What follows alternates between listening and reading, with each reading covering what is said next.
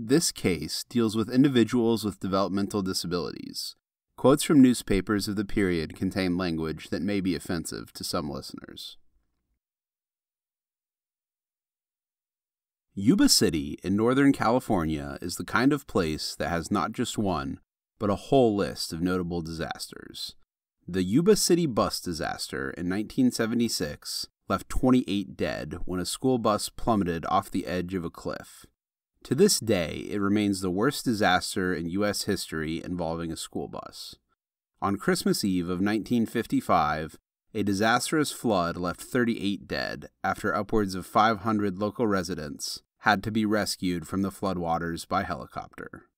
A month later, in January of 1956, a man devastated by the disastrous flood named Juan Corona was admitted to a psychiatric hospital where he received electroshock treatment for his schizophrenia.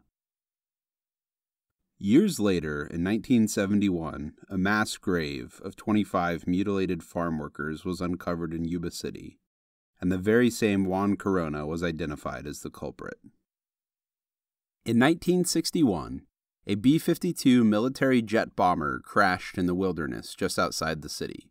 Sources conflicted with each other about whether the crew survived, as well as if there were any weapons on board with potential nuclear residue that could have been lost in the wilderness. Even among all these disasters, the mysterious disappearance of Gary Mathias and his friends, better known as the Yuba City Five, looms large as the event most associated with the name Yuba City.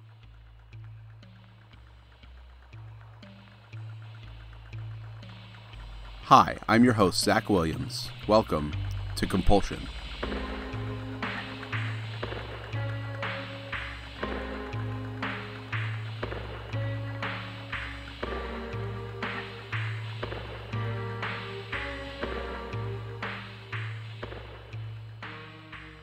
The intrigue surrounding the case of Gary Mathias has its roots in a series of 1975 firebombing attacks on the Gateway projects.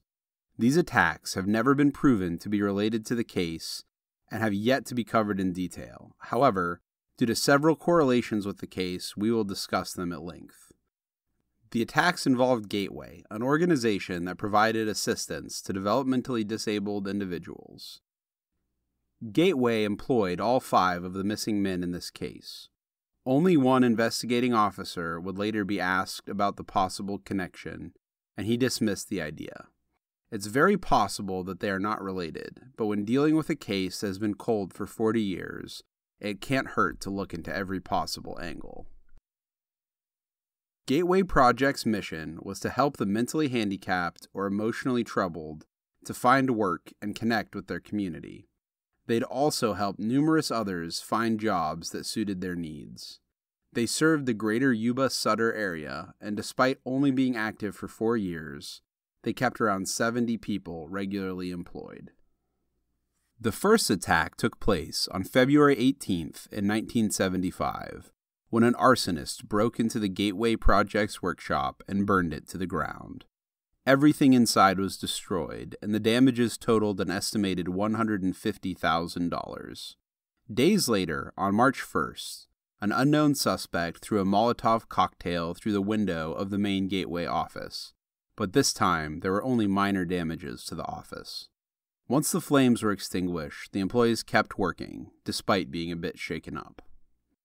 Near the end of March, the Gateway director, Donald J. Garrett, expressed concern to reporters that the incidents could have been connected to a series of attacks on other special needs facilities. Since January, 7 other workshops for the handicapped had been set on fire, and Garrett was worried that the attacks could all be connected. However, the LA Times would later claim that this was an exaggeration on Garrett's part, and that there was only one recent fire and had been on the grounds of a local hospital. On April 1st, Gateway opened at a new location, but immediately received a bomb threat and had to evacuate.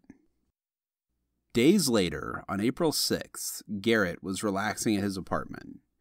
He and his wife had separated only a few days before, so he was still acclimating to his new home.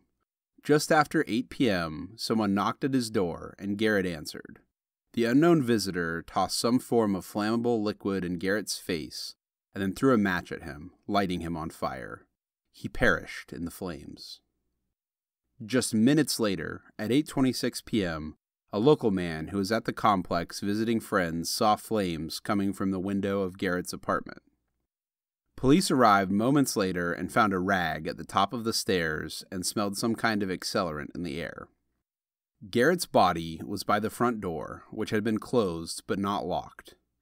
Garrett's body had been burning for around 5 or 10 minutes. An autopsy revealed first and second degree burns on over 90% of his body, and said the cause of death was, quote, inhalation of volatile hydrocarbons. In the hallway outside, they found a charred coffee can, presumably to hold the accelerant, as well as used matches. The authorities initially considered murder, suicide, or an accidental death. Ultimately, it was determined that his death was the result of foul play. Authorities believed it was likely related to the other arson attacks. Garrett was laid to rest at the Chapel of Twin Cities, and Gateway quickly got together to elect an interim leader and keep the project running. Garrett had been the director of the project for the past 2 years, and the program needed to find new leadership quickly to support its employees. On May 31st, Gateway held a welcome party for Donald Larson, who was taking Garrett's place as director. He'd been a longtime friend of Garrett and had been the rest of the team's first choice for his successor. All was going well. The party was at Kay Joyce's house, a fellow Gateway employee. People were swimming and having a good time, when someone spotted smoke coming from the driveway around 9:15 p.m. 2 cars parked next to each other outside had been firebombed. Sutter County DA Ted Hansen asked police to keep quiet about the arson incidents in an unofficial gag order. Gateway had already relocated once out of necessity. Hansen worried that widespread press coverage of the attacks might prove to be yet another costly obstacle for the center, which was already struggling. On July 7th, the phone at Gateway's office was answered by one of their employees. A man's voice ominously threatened that another staff member would be his next victim. Donald Larson said, quote, "It really blew her mind. She went to pieces. That night, my car was firebombed. It was a total loss." Larson's sports car went up in flames that very evening when someone set fire to it at 8 p.m. Larson said he didn't think there was any danger to him personally, and he had no regrets about taking the position. Though Larson was unfazed, there was more fallout to come, as the next day, his landlord served him an eviction notice because the other tenants were afraid to live in the same building as him. It was later determined that the Larson fire may have been unrelated to the others. In 3 of the 4 previous fires, glass bottles full of flammable liquid had been thrown through windows. In this incident, a plastic jug filled with a volatile substance was placed under the car. Rather than the wick being lit directly, several matches had been tossed at it until it caught flame. It lacked the finesse of the previous attacks and was a completely different MO. Due to the differences between this fire and the others, authorities remained skeptical that the incident was in fact linked with the others. On July 9th, Acting Sergeant Ronald Harnish thought the fires were all related and told reporters that, quote, "Apparently someone really has it in for Gateway projects for some reason or another. Aside from that, we don't have much else. We have to assume the attacks are all related because they were all associated with Gateway." Eldred Barfield, a Gateway employee who had briefly been in charge after Garrett's death, said, quote, "It's so bizarre. You can't apply any rational sense to it. It's obviously some person that's not completely there. He's got a grudge, real or imaginary, against Gateway projects. You never really know who it might be." As of July 13th, police were considering a more personal motive with Garrett, possibly involving a love triangle. Donald Larson said, quote, "It's a personal grudge of some sort, not directed at the facility. We've eliminated the possibility that it might be a disgruntled ex-employee." Larson said, quote, "Programs like this need community awareness for support. The awareness we're getting now, however, is detrimental to the program. Everyone talks more about the terrible things that are happening than the good work being done." Larson said that the fear in the community had been so bad that a girl wanting to come in and interview for the secretary position called off last minute because her husband feared for her safety. Larson told the Daily Breeze newspaper that it appeared as if someone was trying to tell the community to, quote, stay away from the Gateway Center. On July 29th, Donald Larson expressed his frustration to the Sacramento Bee that authorities were not doing enough to solve the attacks. This same article looked into a recent attack on Kay Joyce. This article says she'd been at the airport meeting someone and left her car parked in the public lot with the windows down. When she returned, there was a fire starting in her back seat. This caused Joyce to scream for help. People ran from all over the lot to her aid. A lit book of matches had been tossed in the seat and gasoline had been poured over the floorboards, but didn't ignite. This article claims police had, quote, at least one suspect at the time it was written. On August 4th, a reflective piece about the attacks would be the last time the firebombing incidents would make the papers. Kay Joyce said, quote, I look over my shoulder now, and I watch in my rearview mirror. I think we all get asked why we still work here. We stay because we've got a job to do. These are neat people. Larson said, quote, I don't think any of us have any time to worry about it. We're too busy doing our job. In an attempt to add some levity to the situation, he said, quote, we never have any trouble finding a parking space now. People see us coming and move. These attacks remain unsolved to this day, but the firebombings would not be the last time the Gateway Center would make national news. The case of the Yuba City Five involves 5 friends who all had some level of mental or emotional difficulty. As of 1978, they were all employed by Gateway Projects. Some had been there for years. The most well-known of the group, Gary Mathias, had schizophrenia, and though he was doing well, he'd struggled in the past with taking his meds. He was the newest member of the group. Mathias lived on the same street as his friend Ted Weiher, and they'd both gone to Marysville High. While they attended the same school, they had been several years apart, as Weiher was 32 and Mathias was 25. Ted Weiher and Jackie Huett had been best friends for 8 years. Jackie Huett suffered from the most profound disability of the group. He had an IQ of around 40, and he was unable to read or write. Weiher and Huett had a similar diagnosis, though Weiher had less difficulty than Huett, and when Huett needed to make a phone call, Weiher would help him. Huett lived at home with his parents, as did all of the men. He lived on a farm with a pet beagle he adored named Bo. Weiher himself had a handful of difficulties, and his relatives said he lacked common sense. Once, when his house was burning down, he laid in bed and tried to tell his family to leave him alone because he needed to sleep for work the next day. They had to drag him out. Both Weiher and Huett worked together, repairing damaged cable at Gateway for the Pacific Gas and Electric Company. Imogene Weiher, Ted Weir's grandmother, said, quote, Ted was a very loving person. He loved life and he loved people. His sister said, quote, his was the kind of problem where he couldn't understand why, when he waved at people, they didn't wave back. Weiher was also described as having a good sense of humor and would sometimes call his friend Bill Sterling up on the phone to read him funny names he found in the phone book. The last 2 men in the group were Jack Madruga and Bill Sterling. Sterling was formally diagnosed with a cognitive disability, but was able to maintain a level of independence, spending time alone and often hanging out with friends. Sterling would visit patients in mental hospitals and nursing homes. He would sometimes try to bring these patients to religion, as his faith was very important to him. Sterling lived in Yuba City and spent a lot of time at the local library. He was an avid reader and took an interest in researching different cognitive disabilities.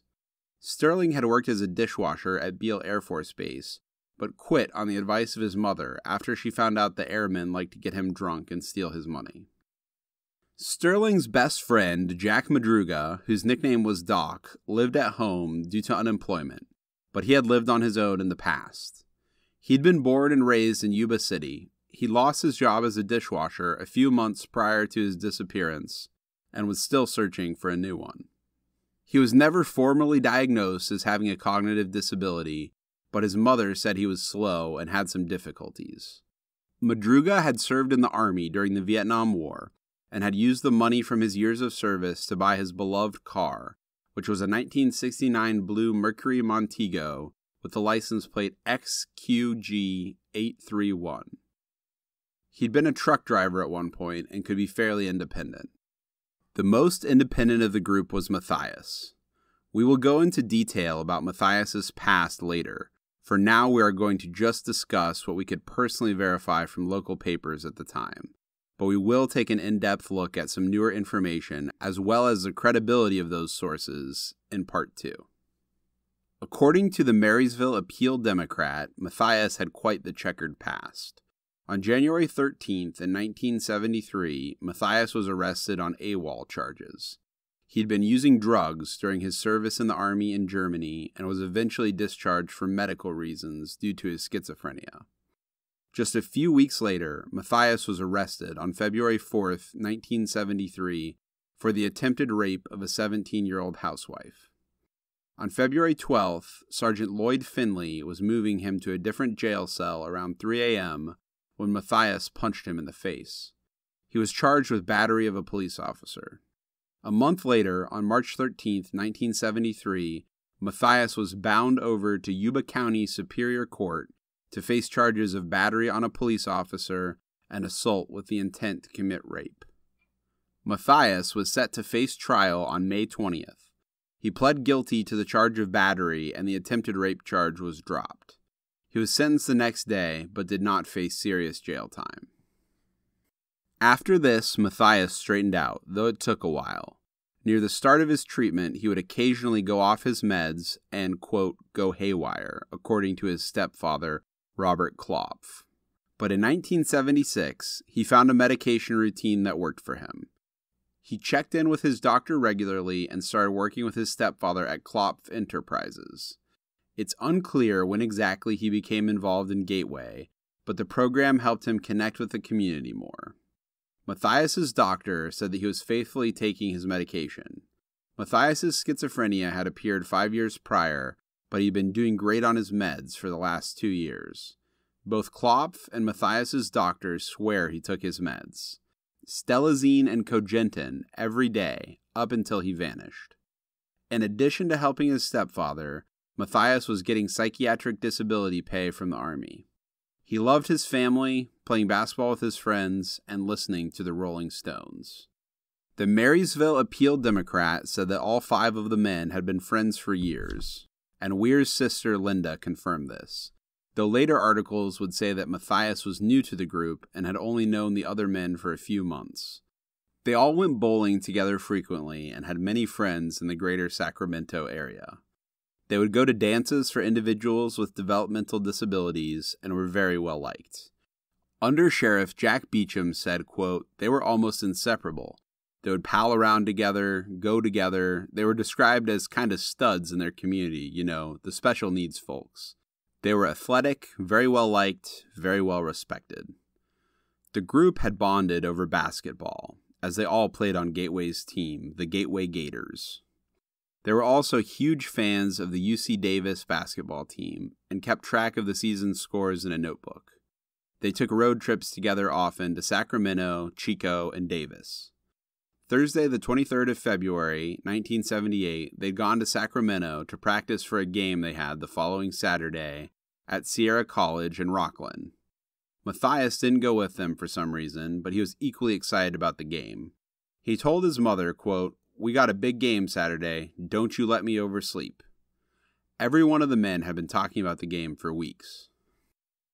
They got home at 10:30 at night, and Jaunita Sterling, Bill Sterling's mother, tried to talk the boys into skipping their Friday night plans to watch a UC Davis game so that they wouldn't be too tired for the game on Saturday. They refused because it was the last time UC Davis would be playing in the area. Weir's sister, Dorothy Dornan, said all the men were excited and, quote, had their clothes and shoes all laid out just like little kids do. If they won, they would have gotten a week's vacation. One source said it would have been in LA, while another source said Disneyland. Either way, it was a huge deal for them. Weir had written in his notebook before leaving for the UC Davis game, quote, we are next. Our basketball tournament is set to be February 25th, 9:30 at Sierra College in Sacramento, Gateway Gators. As they departed for the UC Davis game on February 24th, Weir's grandmother tried to tell him to wear a coat, but he said he wouldn't need it. William and Jaunita Sterling were the last of the family members to see the boys. The men stopped at the service station the Sterling family owned so Sterling could pick up his allowance.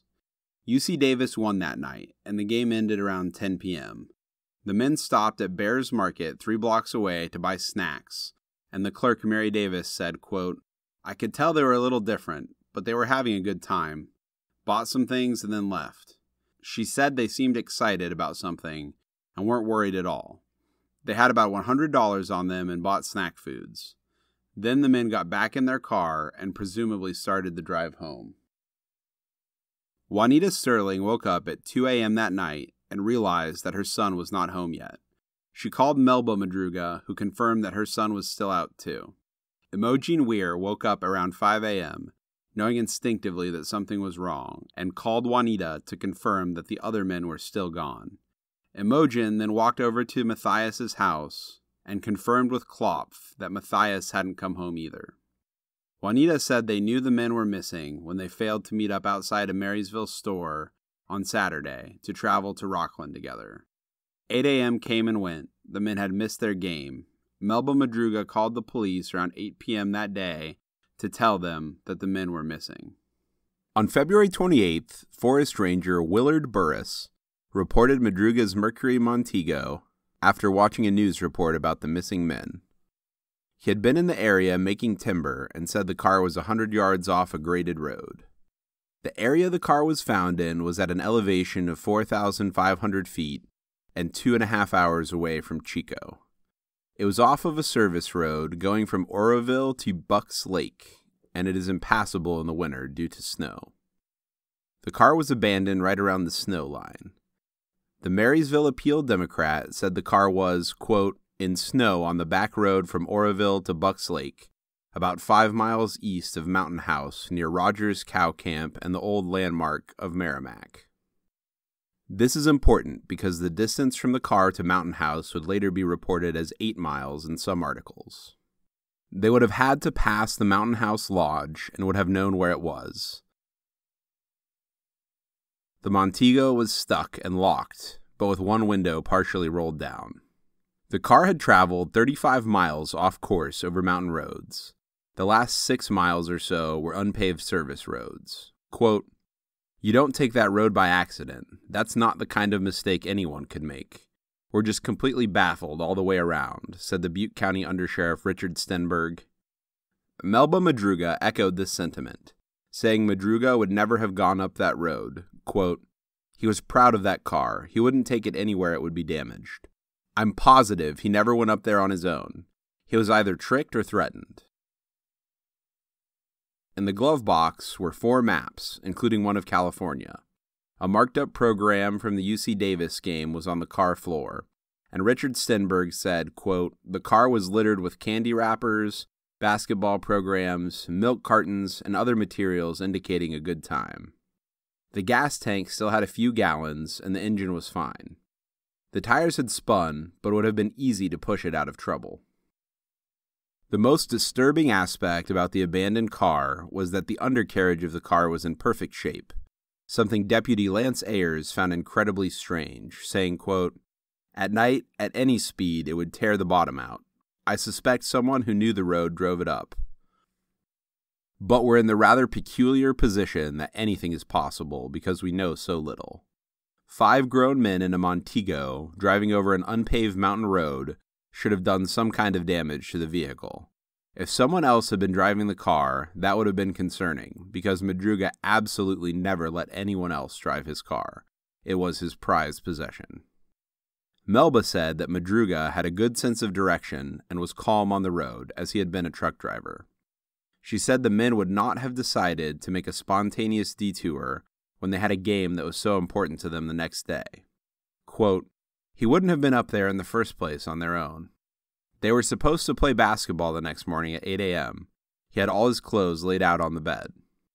When other papers would pick up the story, they would get some details mixed up that would persist for another 40 years. The Napa Valley Register claimed that there were tracks leading away from the car into the woods, which is possible, but not mentioned in any local newspapers that covered it extensively. Because the area was popular with people for skiing, taking four-wheelers, and snowmobiles, there were several fresh tracks in the area. The LA Times would claim the car was stuck in 10 inches of snow when it was found, but this is not correct. A snowstorm on the 25th had covered the area in about 10 inches of snow. When the car was actually abandoned, there had been very little actual snow on that part of the road. Family members were all baffled about why the men would be in such a remote area. Weiher had been deer hunting with a friend in the wilderness west of there, but didn't seem to enjoy the trip too much. Sterling had been fishing with his father at a cabin in the area 8 years before, but absolutely did not like being in the wilderness, and had declined subsequent family trips in the area. Weir's sister said, quote, "If they had just driven up there on their own, which they wouldn't have done, they would have stayed in the car to keep warm." The families all thought the men would have either stayed in the car or gone down the road for help. Weir's sister also said, quote, "Ted wouldn't have missed that game for anything. He had gone to the Special Olympics playoffs in Los Angeles last year and had gotten Sally Struthers' autograph. He even had his basketball clothes laid out in his room." Melba said the same thing about Madruga, quote, "I'm sure he would have come home directly from the game. There is no way he would have gone voluntarily into those mountains at night." The disappearance was also very out of character for the men.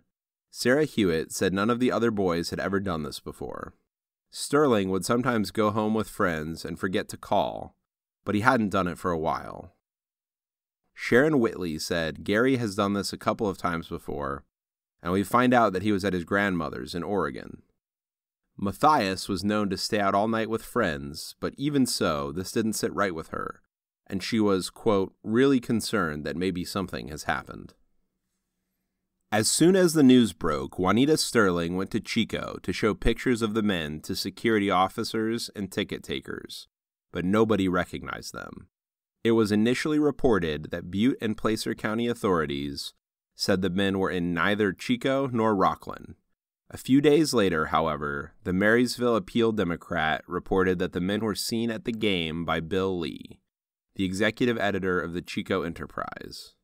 He sat near them and reported seeing them at the game after seeing their story on the news. He said he thought they stayed for the whole game and doesn't remember anything out of the ordinary happening. He is the only witness who places them at the game. Authorities searched through the night on February 28th and would begin putting together more organized searches the next day. Searches began in earnest the next morning on March 1st. The forested area east of Oroville was searched with snowmobiles, four-wheelers, and a helicopter. The search was carried out by about 40 men, including James Grant, the sheriff from Yuba City, as well as authorities from Plumas and Butte counties. The search covered a 5-mile area, and they searched cabins near Elks Retreat and the Merrimack area. The search was called off at noon, and no trace of the men was found. There was no sign of foul play, and Butte County Sheriff Larry Gillick said that he had no idea why the men would have been out there in the first place. Authorities planned on bringing in a snowcat to search the areas they hadn't been able to get to yet. They said temperatures had been mild for the elevation, but dipped below freezing at night. On March 2nd, the search continued with a group of about 50 men with dogs and horses, searching the area east of the mountain house. Butte County Undersheriff Richard Stenberg said, quote, "It's going on 6 days now. I just don't see how there can be much hope of finding them alive, if they're in the area, unless they're holed up somewhere." Snow and rain since the men had vanished made it difficult to find a trace of them. Undersheriff Jack Beecham said the authorities were not dismissing any theories and were open to the idea that the men had never actually been in the area and their car was just dumped there. Butte County Undersheriff Richard Stenberg said, quote, "There was no indication of foul play, and there is no indication that the men had actually been in the car when it was abandoned. Tracks from recreational snow activity just since the men vanished made it impossible to track them." Jack Huett Sr. spent the day searching on his four-wheeler with the family dog Bo to look for his son. He told the Bee that the boys knew how to handle themselves and could function fine on road trips, but were very trusting and impressionable. He worried that someone they met at the game might have taken them up the mountain road. Authorities and family members alike echoed this sentiment. Beecham said, quote, "It would have taken some outside force to lure them from the car, and we're checking everything we can think of." Jaunita Sterling echoed his statement, a point of view that the families agreed with and had already put a lot of emphasis on. She said, quote, "They'd never go out into the wilderness like that. They'd go to a pizza joint. My son doesn't care for that kind of stuff." March 2nd was also the first day Joseph Shones, a 55-year-old man from the Berry Creek area, made the local papers for the first time as a witness. Reporters interviewed him from his hospital bed. The night the men vanished, he'd been checking where the snow line was to see if it would be feasible to take his family up to a cabin he owned in the area. His car had gotten stuck in the snow, and while trying to get out, he began suffering from a heart attack. He said he was sitting in his car with the heat on when he heard 2 whistles around midnight. He walked toward the sound, which was coming from the bend, and saw a car with people moving around outside of it. He saw 5 or 6 men between 11 and midnight. He said he called for help, but they moved away, and he was angry they didn't help him. He went back to his car, and around 4 a.m. his car ran out of gas.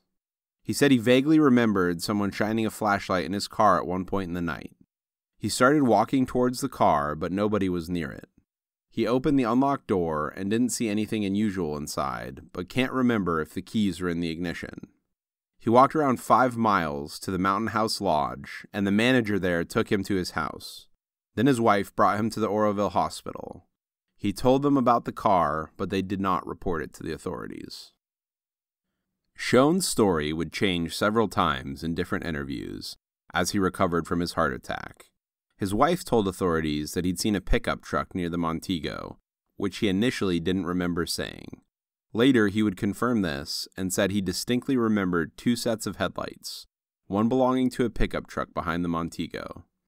He said of his accounts, quote, "I was half conscious, not lucid, hallucinating, and in deep pain. Whether I half saw or half imagined the second vehicle, I just don't know." He said he is, quote, "absolutely certain he saw the Montego." March 3rd was the 4th day of the search, and Butte County Undersheriff Richard Stenberg said, quote, "We'll continue through this weekend, and then we'll see. When they've satisfied themselves that they've done all they can do there, the search will be called off." A storm the night before had left 2 feet of fresh snow over the area. Plumas County deputies hiking around with snowshoes searched cabins around Bucks Lake. Sterling knew someone with a cabin in the area. Bucks Lake was over 20 miles from where the car was found, but members of the men's families said they didn't believe the men were in the car when it was abandoned. It was raining, and the search team waded through 2 feet of snow in several areas. They searched until dark. In addition to this, 100 missing persons posters were distributed around Chico, and the families pooled together a $1,200 reward. Early on in the search, Dr. Gloria Elizabeth Daniel of the Marysville branch of the Church of Tzadi met with family members at the request of Melba Madruga. She was a local psychic who ran an eccentric church.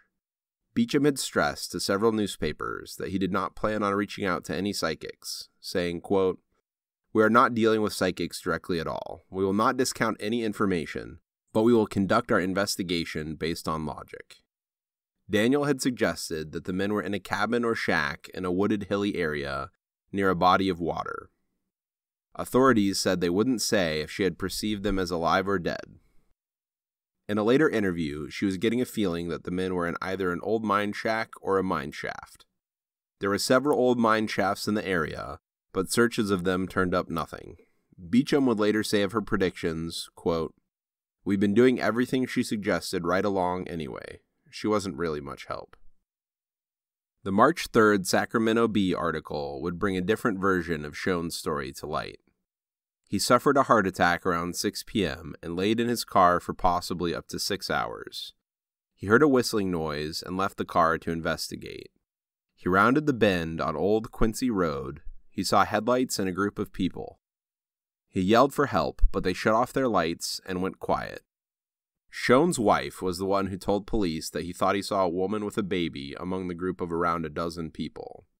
She said that there may have been a pickup parked behind the Montego. Beecham said, quote, his recollections were almost like a dream. He was a sick man, but he did recall some things that were substantiated. He also said, quote, maybe they picked up somebody. Maybe there was another vehicle involved. We've got a lot of avenues to check out. Imogene said that all of the boys were very helpful, and had they been up there when Schoen called for help, they would never have ignored him.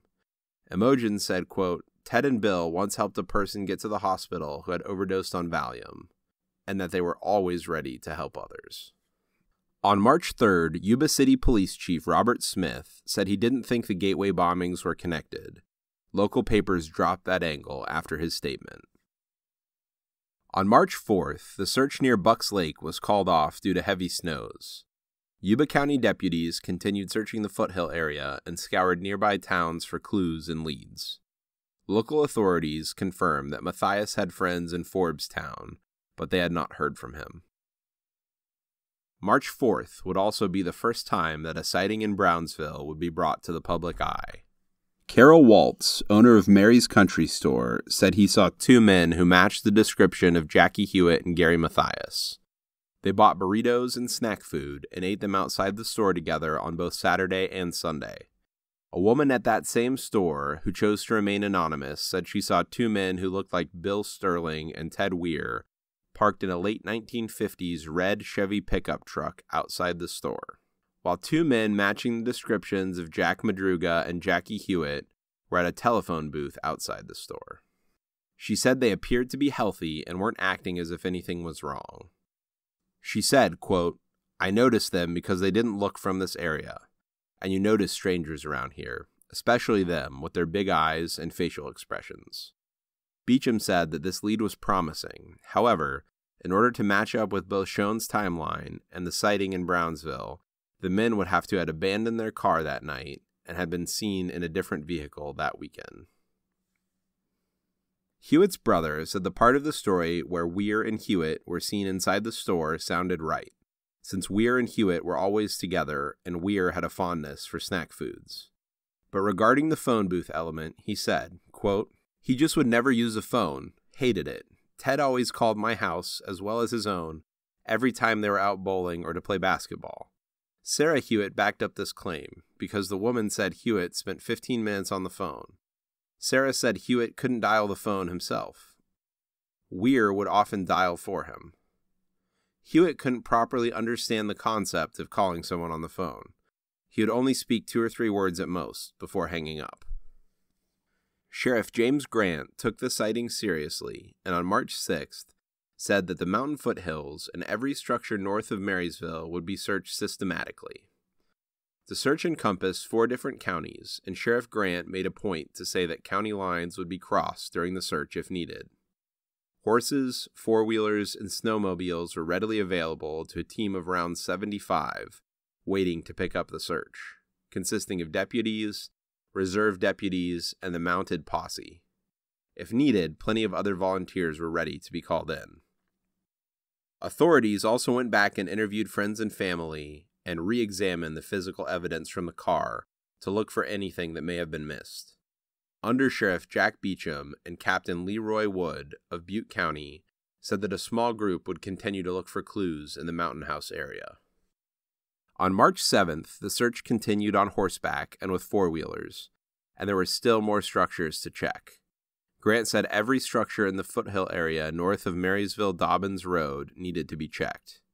Meanwhile, Jack Beecham worked to lead and organize an 8-person task force to coordinate the searches.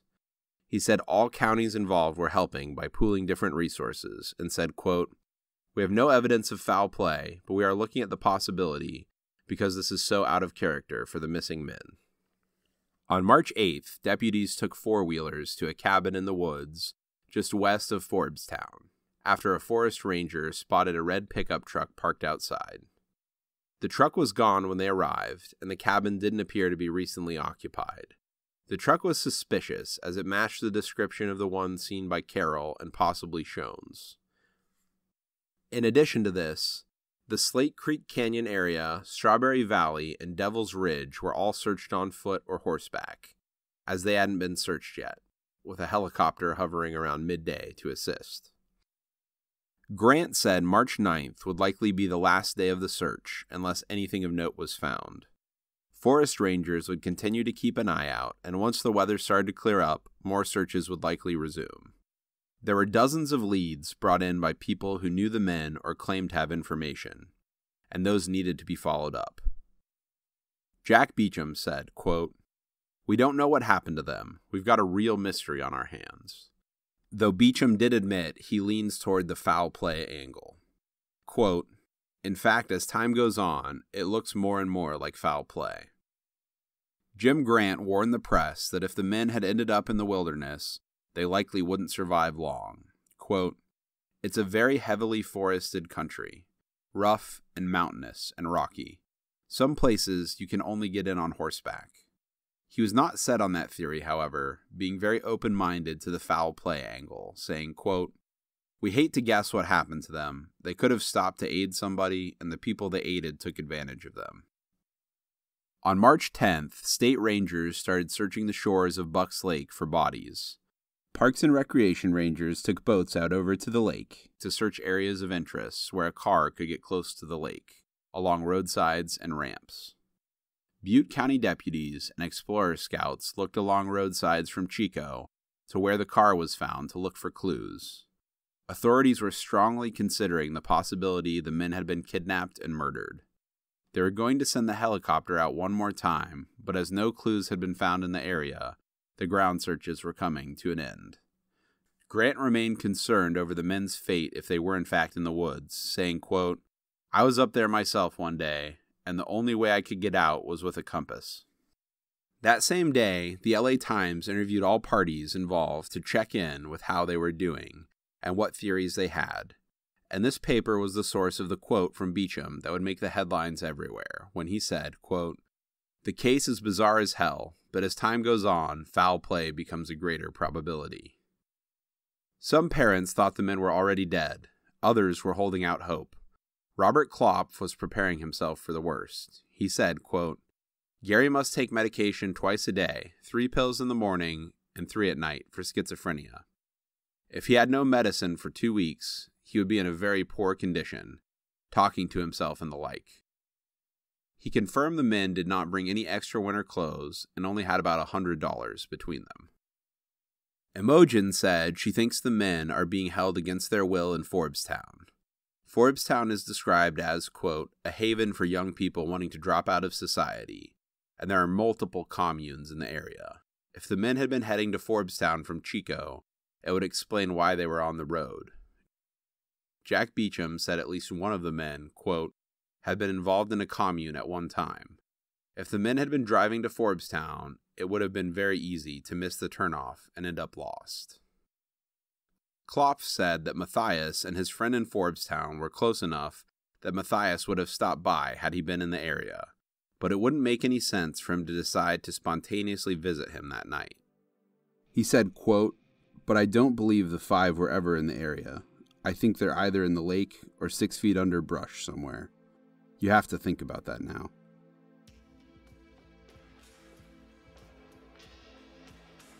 Music is provided by Hexsystem. Major sources for this episode include the Marysville Appeal-Democrat, the LA Times, and the Sacramento Bee. For a full list of sources or links to our contributors, please see our show notes. Follow us on Twitter or Instagram at CompulsionCast to stay up to date on our latest episodes and news. See you in 2 weeks.